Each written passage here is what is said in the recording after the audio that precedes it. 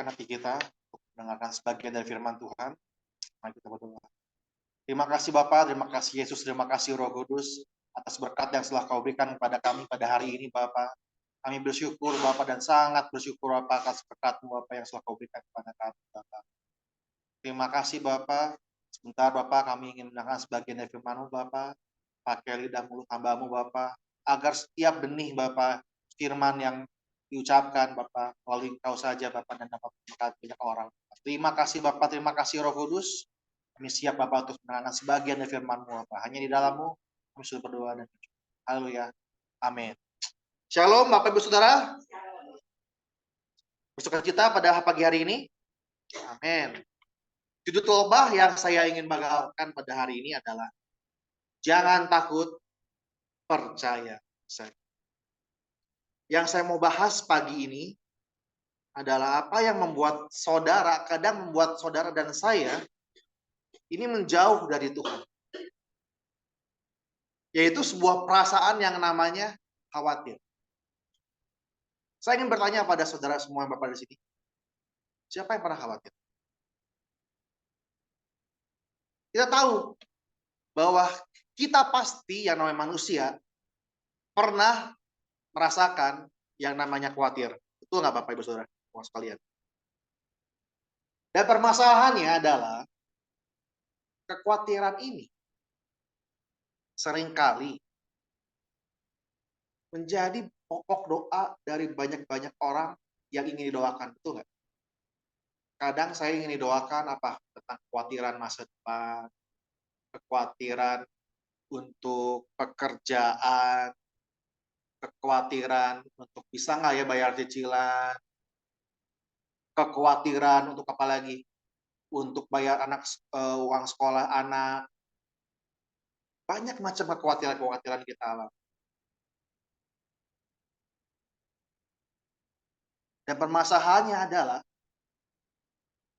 kekhawatiran ini membuat kita menjadi takut. Ketika menghadapi kekhawatiran, misalkan kita menghadapi suatu masalah, apa yang kita rasakan? Ketakutan. Betul nggak Bapak Ibu sekalian? Ya kan? Kekhawatiran ini membuat kita menjadi takut. Dan seringkali kalau kita takut, kita lupa Tuhan. Kita fokus sama masalahnya, fokus sama kekhawatirannya.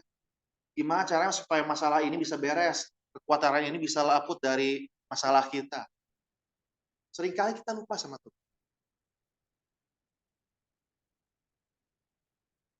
Selama kita hidup, pasti saya yakinkan kita akan diperhadapkan dengan yang namanya masalah.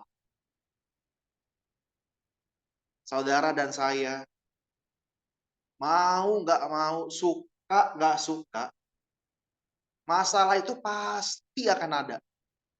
Masalah pasti akan datang. Betul nggak Bapak Ibu sekalian? Tanpa kita undang, masalah itu akan datang. Dan masalah kembali membuat kita menjadi khawatir. Mau masalah itu masalah kecil, masalah besar. Setelah masalah datang, membuat kita khawatir, ujung-ujungnya apa? Ujungnya menjadi takut. Kita menjadi takut.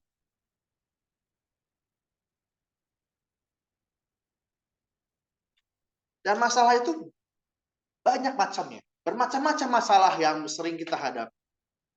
Masalah apa aja? Masalah kesehatan, masalah keuangan, masalah keluarga, masalah pribadi, lingkungan sekitar kita, di pekerjaan, di tetangga, apapun itulah. Dan masalah-masalah banyak masalah-masalah lain.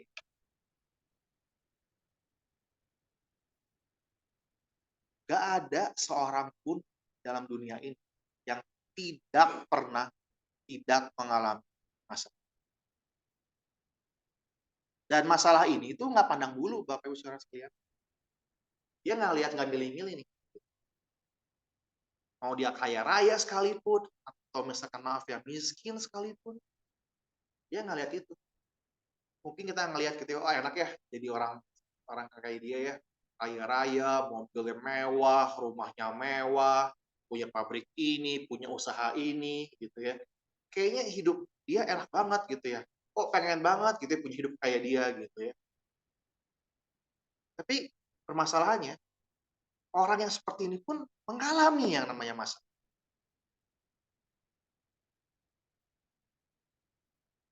Adolf Merkel.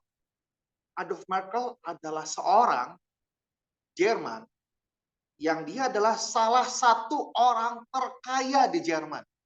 Bayangin. Salah satu orang terkaya di Jerman. Bisa dilihat berapa kekayaan dia. Mungkin triliunan. Uangnya nggak akan bisa habis 7 turunan. Tapi apa yang terjadi dengan Adolf Merkel? Dia menabrakkan dirinya ke sebuah kereta api. Orang pikir ya hidup dia enak ya. Punya uang banyak. Mau dihabisin juga nggak habis-habis. Tapi apa akhir hidupnya dari Adolf Merkel? Dia menabrakkan dirinya ke kereta api coba.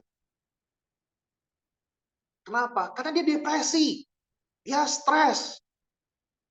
Terlalu banyak masalah dalam hidup dia.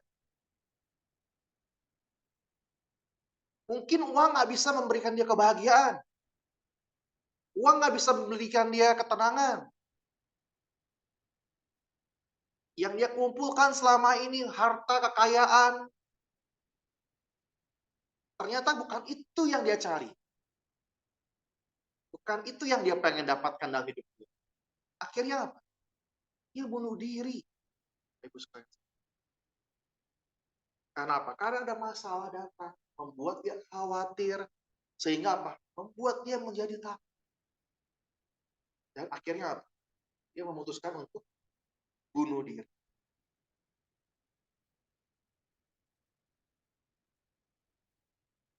Demikian juga tercatat di dalam Markus 5. Di sini ada 2 orang yang memiliki masalah berat sekali dalam hidup. Yang pertama adalah seorang yang bernama Yairus. Yairus ini adalah seorang kepala rumah ibadah yang tugasnya adalah memimpin ibadah di sinagog.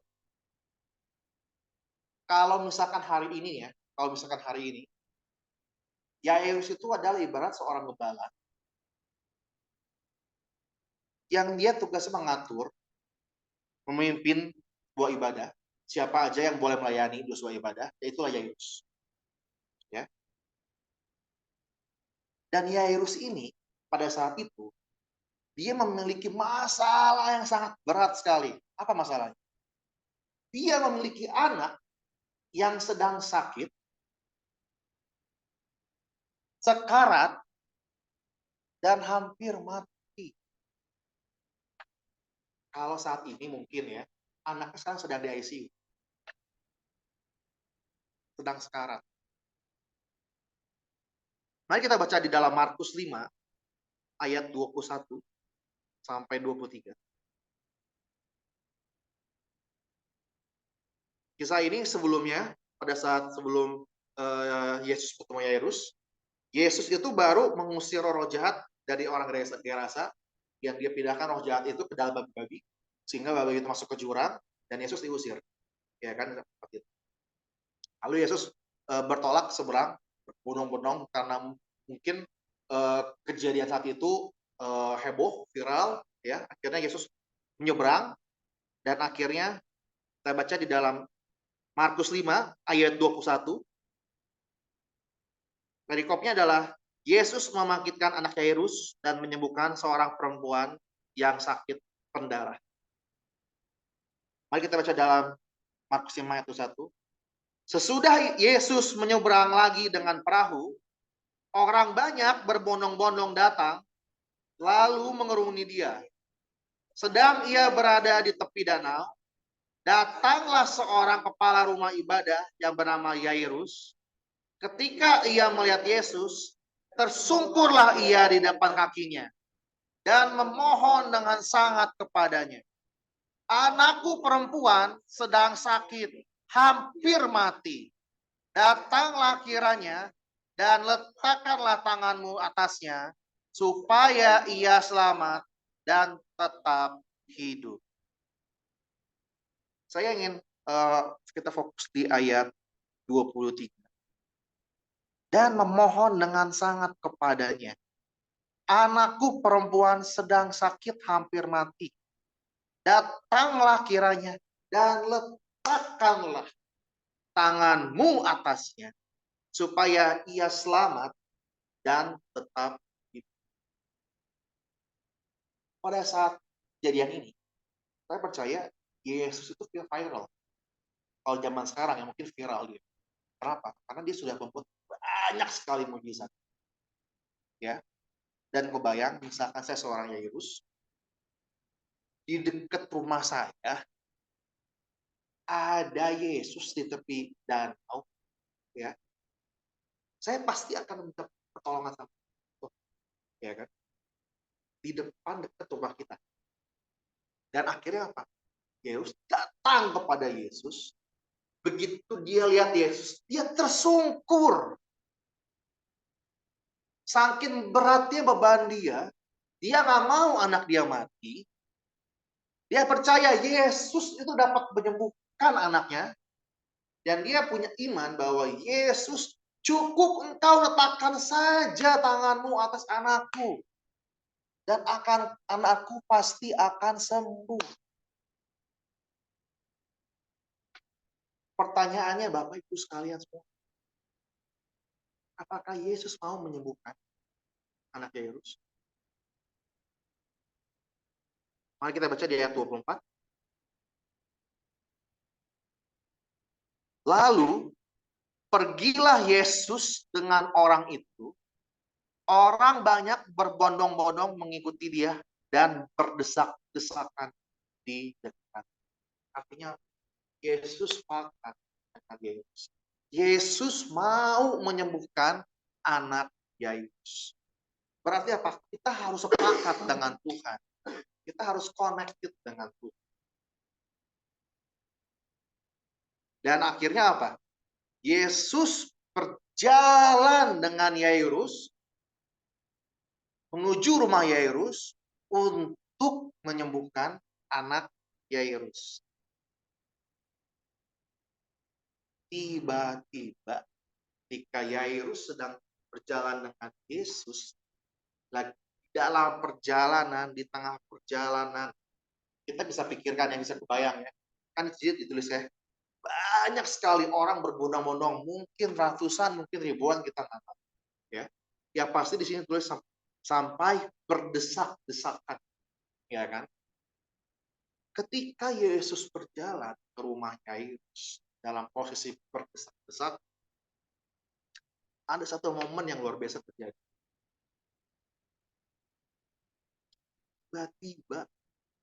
Tiba-tiba ada yang memberhentikan Yesus. Mari kita baca di ayat 25. Adalah di situ seorang perempuan yang sudah 12 tahun lamanya menderita pendarahan. Ia telah berulang-ulang diobati oleh seorang tabib sehingga telah dihabiskannya semua yang ada padanya. Namun sama sekali tidak ada faedahnya. Malah sebaliknya, keadaannya makin memburuk.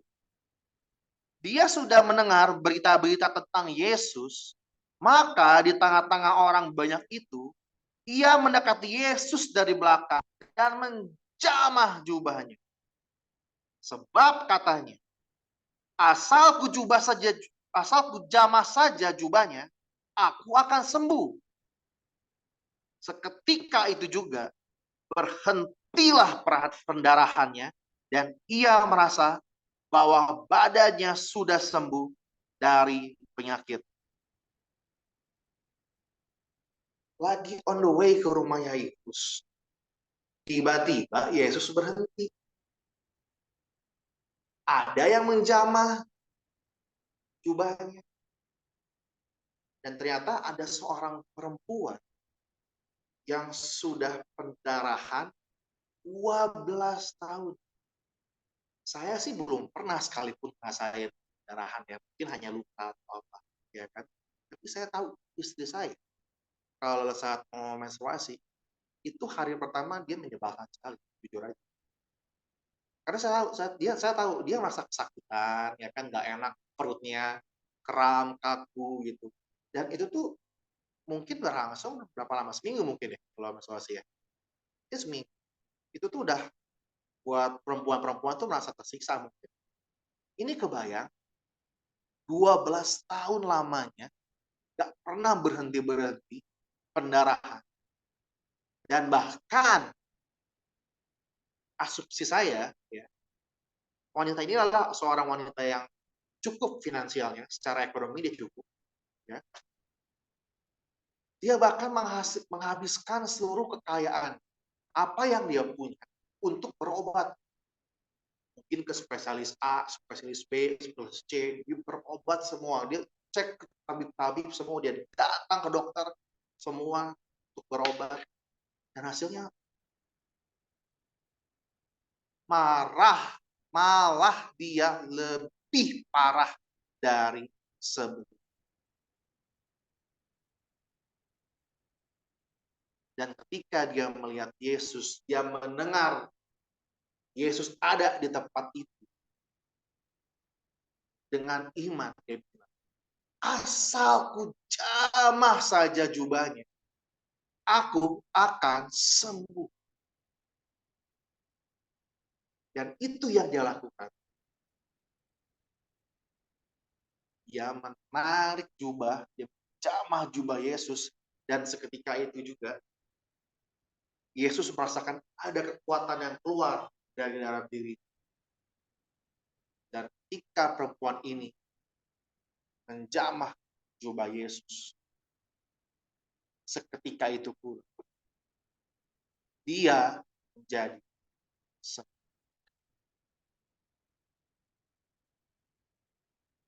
Lalu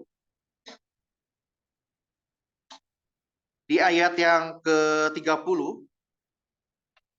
pada ketika itu juga Yesus mengetahui bahwa ada tenaga yang keluar dari dirinya. Lalu ia berpaling di tengah orang banyak dan bertanya, siapa yang menjamah jubahku? Murid-muridnya menjawab, engkau melihat bagaimana orang-orang ini berdesak-desakan dekatmu, dan engkau bertanya, siapa yang menjamah aku? Lalu ia memandang sekelilingnya untuk melihat siapa yang telah melakukan hal itu. Perempuan itu yang menjadi takut dan gemetar ketika mengetahui apa yang telah terjadi atas dirinya, tampil dan tersungkur di depan Yesus dan dengan tulus memberitahukan segala sesuatu kepadanya. Maka kata Yesus kepada perempuan itu, hai anakku, imanmu telah menyelamatkan engkau. Pergilah dengan selamat dan sembuhlah dari penyakit.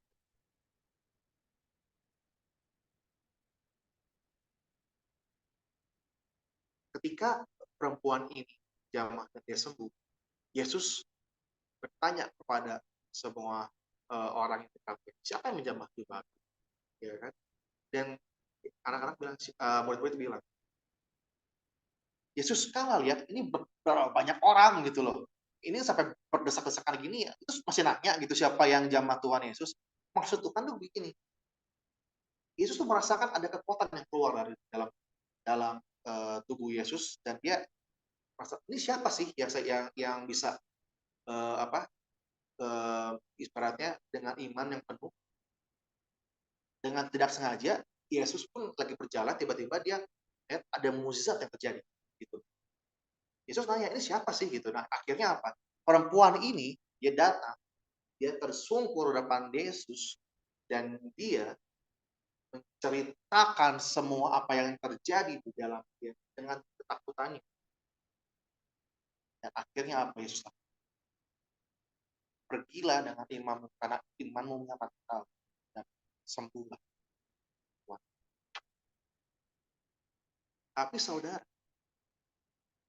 masih ingat ya, dalam kejadian ini yang ada anak Yesus dengan perempuan, masih ingat kita soal Yesus? Kebayang ya, kalau misalnya saya menjadi Yairus, masalah saya itu apa? Anak saya sedang sekarat dan hampir mati. Betul. Sudah ada pengharapan.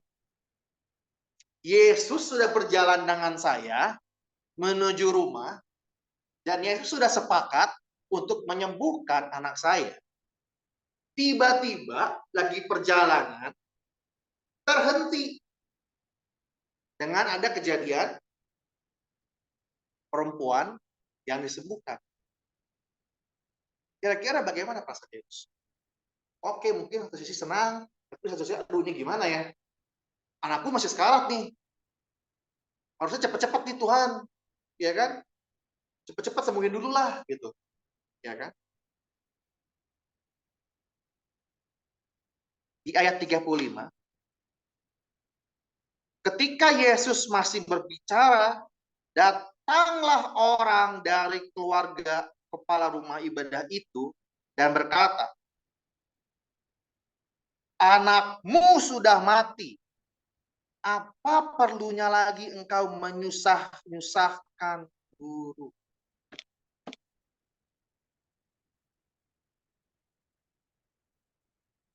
Kebayang saudara, bagaimana perasaan Yesus?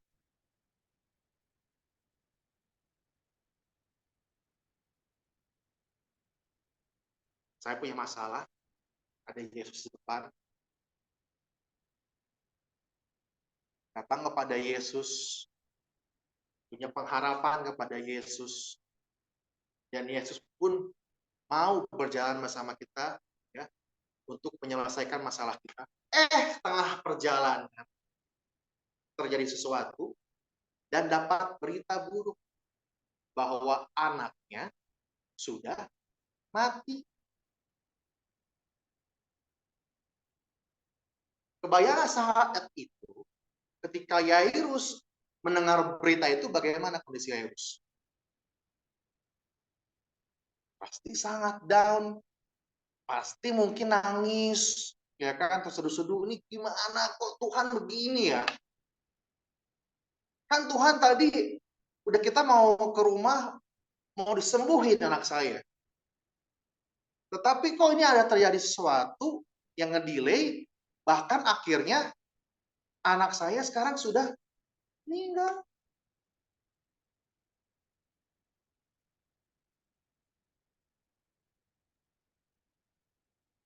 Tapi saya ingin memberikan poin yang menarik di sini.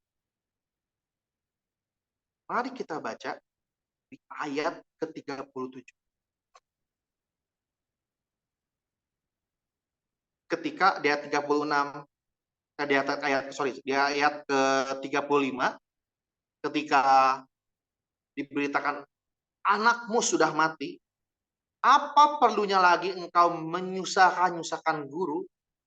Nah, ini ada poin menarik di ayat 36. Tetapi Yesus tidak menghiraukan perkataan mereka dan berkata kepada kepala rumah ibadat, yaitu Yairus, jangan takut, percaya saja.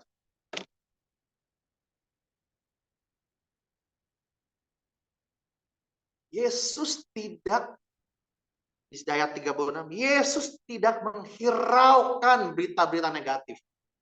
Meskipun kenyataannya seperti itu, ya. Tapi Yesus nggak berfokus dengan berita negatif, dengan perkataan negatif. Yesus berbicara kepada Yesus. Aku, jangan takut. Ini posisi Yairus itu takut, udah kehilangan anaknya, udah nangis-nangis, ya kan? Udah pengharapannya patah, ya kan? Terus bilang, jangan takut, percaya saya.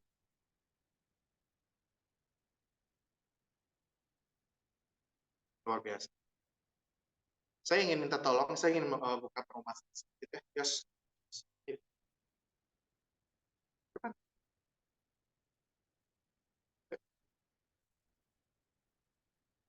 Posisinya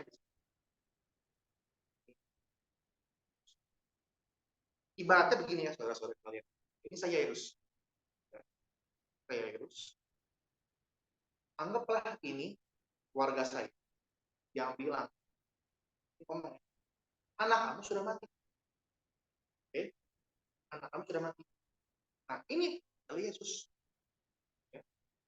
Yesus bilang, apa? Jangan takut, percaya. Coba, kalau saya gini, Pak. Keras loh.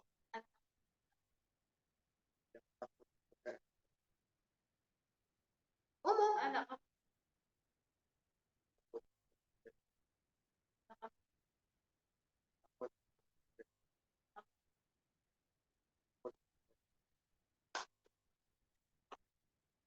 Saat itu Yairus ada berita negatif dalam diri dia, dan kan betul keadaannya seperti itu kenyataan. Di satu sisi ada berita negatif, ada kenyataan pahit, ya, ada masalah di sini, tapi Yesus berada di sebelahnya, bilang, jangan takut, percaya aja. Jangan takut, percaya aja. Kadang ada masalah terjadi, ada kekhawatiran terjadi, itu yang membuat dia takut. Tapi ingat, ada Yesus yang selalu bilang apa? Jangan takut, percaya saja. Jangan takut, percaya saja. Jangan takut, percaya saja. Mau dunia bilang apapun, berita negatif apapun, ada masalah apapun, ingat janji Tuhan tadi. Sama seperti Yairus. Dia sudah berjanji. Dia ingin meletakkan tangannya dan ingin menyembuhkan anak Yairus. Bahkan ketika ada masalah, Yesus bilang apa? Jangan takut, percaya saja. Dibanding kita fokus sama masalah, berita-berita negatif, lebih baik kita pegang janji Tuhan. Pegang janji Tuhan, kita beriman. Jangan takut, percaya saja. Di dalam Matius 5 ayat 37 dan 43.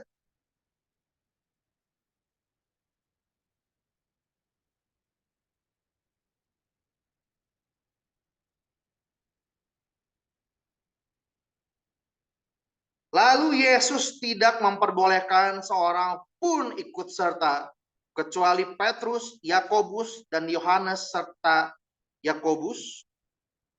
Mereka tiba di rumah kepala rumah ibadah, dan di sana dilihatnya orang-orang ribut, menangis, dan meratap dengan suara nyaring. Sesudah ia masuk, ia berkata kepada orang-orang itu, mengapa kamu ribut dan menangis? Anak ini tidak mati, tetapi tidur. Tapi apa terjadi Bapak Ibu semua? Yang di ruangan itu dia perlu berbicara. Tetapi mereka menertawakan dia. Maka diusirnya semuanya itu oleh Yesus. Lalu dibawanya ayah dan ibu dan anak itu. Dan mereka yang bersama-sama dengan dia masuk ke kamar anak itu. Di sini diberitakan ayat 37. Lalu Yesus tidak memperbolehkan seorang pun ikut serta kecuali Petrus, Yakobus, dan Yohanes dan saudara Yakobus. Jadi Yesus waktu itu masuk sana tuh nggak banyak orang. Dia dengan murid-muridnya aja. Ya. Dan ketika dia masuk ke rumah, orang banyak sudah bersedih, sudah histeris, sudah menjerit-jerit, ya. Yesus masuk, Yesus bilang kepada semua yang ada di situ, kenapa kalian bersedih? Kenapa kalian berjerit-jerit? Anak ini nggak mati. Anak ini sedang tertidur. Lalu yang tadinya pada sedih, ya, yang tadinya lagi pada histeris, segala macam, tiba-tiba apa? Mereka menertawakan Yesus. Artinya apa? Mereka nggak percaya. Yesus bercanda apa? Ini udah mati kok anaknya. Iya kan? Yesus bilang apa? Sedang tertidur. Mereka nggak percaya sama Yesus. Kira sedang bercanda atau apapun itu. Lalu apa yang Yesus lakukan? Yesus mengusir semuanya.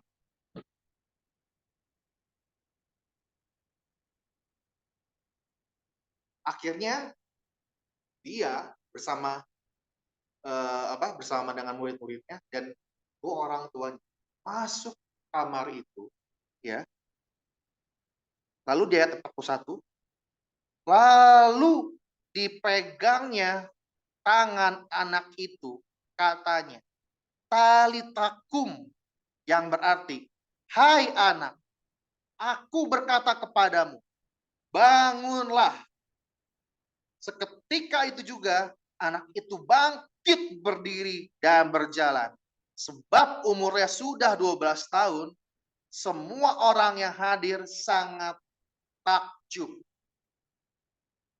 Dengan sangat ia berpesan kepada mereka, supaya jangan seorang pun mengetahui hal itu. Lalu ia menyuruh mereka memberi anak itu makan. Luar biasa.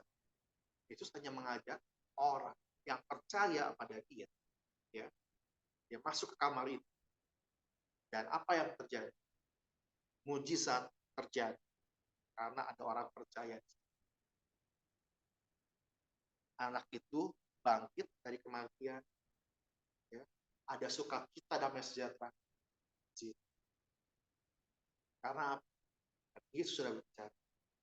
Jangan takut, percaya saja. Saya ingin menutup khotbah saya yang singkat pada pagi ini dengan sebuah ilustrasi begini. Siapa di sini yang sudah pernah naik pesawat? Kalau kita mau keluar kota, mau keluar negeri gitu ya, yang posisinya jauh gitu ya, nggak bisa pakai kendaraan, kita pakai pesawat. Oke. Misalkan saya lagi mau ke Bali, ya, saya beli tiket pesawat. Jika saya boarding, udah gitu nunggu pesawat, akhirnya panggil masuk ke dalam pesawat. Oke, kita masuk ke dalam pesawat, kita lihat kan tiket kita, langsung kita cari di mana kursi kita, betul nggak? Ya kan? Udah gitu apa? Kita duduk, mungkin kita menikmati fasilitas pesawat, ada yang mau dia kasih minum, ya kan, atau ada yang mulai nyari-nyari film, mau apa gitu ya sambil nunggu take off, ya kan. Kalau nggak ada TV, nggak ada apa, mungkin di handphone kita udah save film atau apapun itu. Dan akhirnya take off, ya kan, take off. Nah, Bapak Ibu, saya pernah ngalamin sekali kejadian. Lagi enak-enak, lagi dengerin musik, lagi dengerin film gitu ya. Itu tiba-tiba pesawat, boom, turbulence. Itu saya meskipun udah pakai udah pakai seat belt, tetap berasa gitu loh. Oh, semua histeris. Doa, ya kan? Goyang pesawat. Tapi puji Tuhannya, bisa landing dengan selamat. Sampai ke tempat tujuan saya, kota itu. Saya mau ibaratkan seperti itu. Misalkan nih, kita mau naik pesawat. Pernah nggak sih Bapak Ibu, ya, begitu kan kita kan pesawat masih sebelah kiri dong, itu masuk, ya kan? Kan sebelah kiri itu masuk ada pintu apa? Ke kokpit. Betul nggak? Ya kan? Pernah nggak Bapak Ibu? Kalau saya ke pintu masuk ke kursi, ini kokpit, tok. Saya mau ketemu dengan kapten. Kapten, betul nggak Anda seorang kapten? Saya mau lihat dong lisensi Anda. Kan ini kan nyangkut dengan nyawa saya. Pernah nggak kayak gitu? Ngecek. Benar nggak nih ada orangnya di depan sana, ada kaptennya nggak? Dan apakah ada orangnya? Betul nggak kapten itu punya lisensi? Pernah nggak seperti itu? Nggak pernah kan? Kita masuk, langsung apa? Langsung duduk, mati pesawat, mati fasilitas, tunggu take off, sampai terbang. Betul nggak? Ya kan? Kita percaya dengan kaptennya. Betul nggak? Ya kan? Duduk manis, nikmatin. Kalau misalkan apa kalau di bisnis kelas gitu kan, nikmatin fasilitas, ya kan? Tapi mungkin aja terjadi seperti yang saya alami. Itu yang sudah take off, ada turbulence, ada masalah datang. Terus gitu masalah datang, kita bangkit dari kursi. Kapten, ini kapten gimana sih? Bener nggak sih bisa bawa pesawat? Bener nggak sih punya lisensi? Bener nggak sih bisa terbang pesawat? Pernah nggak kayak gitu? Hah? Nggak apa. Yang ada apa? Ketika ada turbulence datang, lewat, gimana? Yang saya lihat itu semua pada wah Tuhan, tolong selamatkan kami. Ya kan? Wah Tuhan, tolong kan begitu. Ya kan? Tapi tetap apa? Tetap percaya sama yang kapten yang ada di pesawat, betul nggak? Dan akhirnya apa? Turbulence lewat, tanda seatbelt dimatikan, dan akhirnya bisa take off, bisa landing dengan selamat. Itulah ibarat. Jangan takut, just believe, just percaya aja. Apalagi Tuhan sudah bilang, jangan takut, percaya. Ya, mari saya mengajak saudara Bapak Ibu semua sekarang. Apapun masalah kita, apapun kekhawatiran kita yang membuat kita, tapi ingat, Tuhan berjanji kepada kita, sama kepada Yairus. Dia bilang apa? Meskipun keadaannya, betul realitanya itu negatif, tapi Yesus selalu bilang apa? Jangan takut, percaya saja. Ketika Yesus sudah bilang begitu, ngapain kita harus worry? Kita harus takut lagi. Kita hanya pegang apa? Pegang janjinya, ya, dengan iman. Sama kalau perlu kayak tadi Yairus dan perempuan. Kita tersungkur di bawah kaki Tuhan, ya kan? Kita cerita sama Tuhan, Tuhan inilah masalah aku, inilah kekhawatiran aku. Dan ketika itu apa yang Tuhan lakukan? Jangan takut, percaya saja. Dan akhirnya mujizat terjadi. Semoga firman Tuhan pagi ini bisa memberkati kita semua. Mari kita siapkan hati kita berdoa pada Tuhan.